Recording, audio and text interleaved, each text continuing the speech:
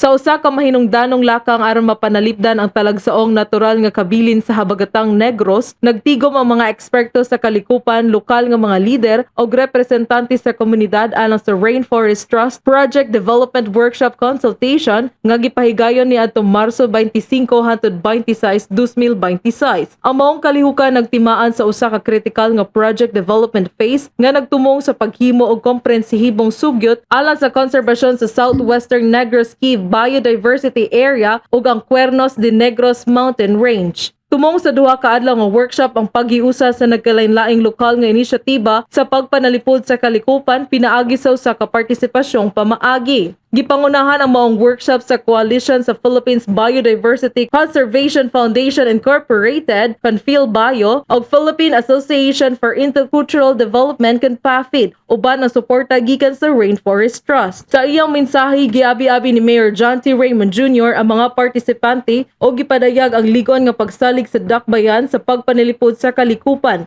Samtang si PhilBio Executive Director Lisa J. Paguntalan Marte, mipasiugda sa dinalian nga panginahanglan sa pagpanalipod sa habilin nga kalasangan o endemic nga species sa isla. Gitambungan usab kini sa mga representante gikan sa DENR, ENRD sa probinsya sa Negros Oriental, mga komunidad sa Lumad ug mga representante sa lokal nga pangagamhanan sa Santa Bayabas, uban pa sa mga grupo sama sa Talarak Foundation ug Baywan Water District. Natapos ang workshop pinaagi sa plenary report nga naglakip sa updated nga mapa sa kalasangan, listahan sa mga endemic nga tanom ug mananap, ug draft results matrix nga gamiton sa paghuman sa komprehensibong project proposal alang sa padayon nga pagpanalipod sa biodiversity sa Negros. Gikan sa Media Bureau, kini si John na may bagaan, Ibayaw Baywan, kita ang Bayawan.